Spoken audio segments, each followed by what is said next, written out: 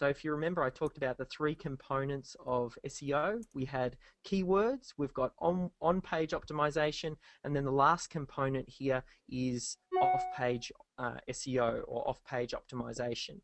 Now, you can see my little photo there with Brad Pitt and Old Man Joe again, and I talked about the popularity contest, and if we use that as a metaphor and we drag that through to the internet, what represents popularity on the web?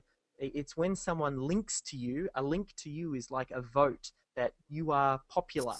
And you can see up the top there, I've got a post with the underlined text there. I've circled it saying, how do you improve website user experience? So that actually links off to another website. So that's a vote for me, voting for another page. And I actually did an interview with Dale some time back, and I linked over to Dale's website from my personal blog. And that would be me giving Dale a vote, like a coolness vote.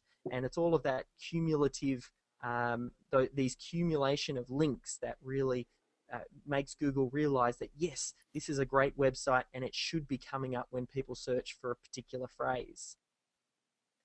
So that's the off-page optimization. Now, as I mentioned, Google's been getting smarter, and we're seeing a lot of different changes happen. Perhaps over the last 18 months, we've seen more changes in the last 18 months than we've seen in the entire history of Google. And these changes are getting quicker because people started to figure out the way that the search engines worked, and they started to try and game it. So you might have heard of some of these updates. There was the Penguin update, which particularly targeted backlinks because people were over-optimizing their backlinks. They were pointing all of the links through to their website saying blue widgets, blue widgets, blue widgets, blue widgets. But in Google's eyes, it's not natural to have all of your links saying exactly the same thing. You know, there should be some that say click here, and there should be some that says find out more, and others that link to your website with the URL. So one of these big significant updates was called Penguin. Another big significant update was one called Panda, which had to do with the usability of a website and making sure that you had a great user experience. And then most recently, this has only come out again in the last week. I mean, I just prepared this presentation for you so that way it was right up to speed. But Hummingbird has to do with a change, a fundamental change in the way that Google's algorithm works, where they're trying to understand how people search the web. And people search the web with almost like a query string. They go to Google and ask Google a question, and then Google comes back with the answer. So instead of thinking in terms of just, you know, exact keywords, Google's now starting to think in terms of keyword strings. So if someone is looking, you know, where do I find the best video production house in Melbourne? That's more of a string, and that's how people are asking questions of Google. And I think that will only be accelerated by the use of things like Siri,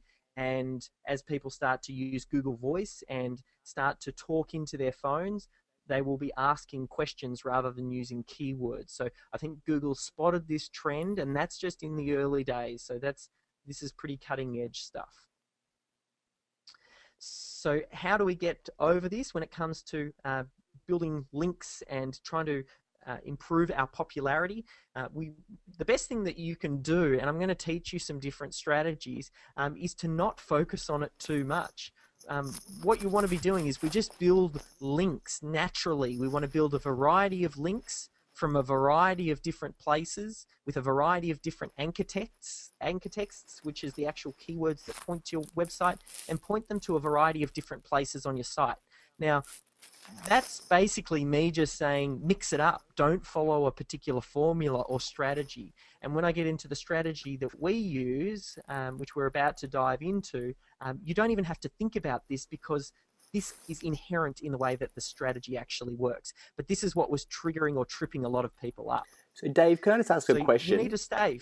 There are some people sure. that, you know, have simplified things with regards to linking and just say, you know, always have incoming links and try to avoid having outgoing links or links to other websites. Is that a bit of a myth that we should always have more inbound than outbound and try not to link to people if you can?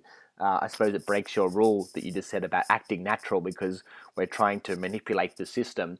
And also, if the second question is the importance of linking internally between different pages on your website. So if one of your pages links Yeah. to your contact us page, or you've got a blog that links to another blog post that you've done in the past that's somehow related, how important is that as well?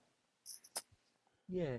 Um, Internal linking is definitely a really great strategy for larger websites. If you have a small site, so under 50 pages, you're really not going to be able to get too much benefit from your internal linking. I wouldn't not internally link though, because think about the user experience. If someone wants to contact us, you should probably have a link there that says contact us so they can very quickly and easily find you. So having that internal linking for a site that's less than 50 pages won't influence the search engine rankings that much, but it's good to have it because of usability. That said, though, if you've got a larger website, the basic rule is you link to those pages that you want to have ranked. So if there is a particular couple of pages on your site that you know convert incredibly well and you would like to get more traffic to it, you might channel some of your internal linking to almost boost up those sites. That basic rule of link to what it is that you would like to have ranked is important, but you need to be careful not to overdo it. If it's done in a way that enhances user experience and makes sense, and it kind of would pass the sniff test, if a Google reviewer got to your website, then by all means do it. But if you're doing it purely for manipulation purposes and that is the only benefit, like sometimes you look at some websites and down in the footer they've really aggressively over optimized and they've just got lists and lists and lists of different keywords that they're trying to link through from their homepage to try and boost them up. In Google's eyes, that's actually a bad thing. Now, you might get away with it for a little while, but we need to think about what the end game plan is for here for Google, and we need to think about where the puck is going. So rather than going for some short-term strategies and fixes that might work right now, we think about what it is that Google's looking at doing and making sure we follow their guidelines, so that way our website stays in Google's good books for the long haul. So that's the first question. The second question you had was with regards to should we be linking out to other websites? Uh, it's a case of what happens naturally. I don't think that it is necessarily going to harm your website if you link out to other sites, unless you're linking to what is considered a bad neighborhood or a website that in Google's eyes is a really bad website. But if you're linking to good quality stuff, then it's not necessarily going to hurt you. If anything, you could probably argue that it looks natural. So the takeaway and what we're seeing with a lot of these changes now is a shift away from really trying to manipulate the search engines and start to give the search engines what they want, and then as a result we get rewarded for that. Now there are a few fundamental rules we can do and follow, which I'm kind of outlining to make sure that we stack the deck in our favor, but you don't want to necessarily overdo it. And there's a few ways that people do overdo it. One of them being that keyword stuffing I was talking about with blue widgets, blue widgets, blue widgets. And some people over-optimizing their links, sending all of their links with the exact same anchor text, or maybe they're trying to use duplicate content on their website.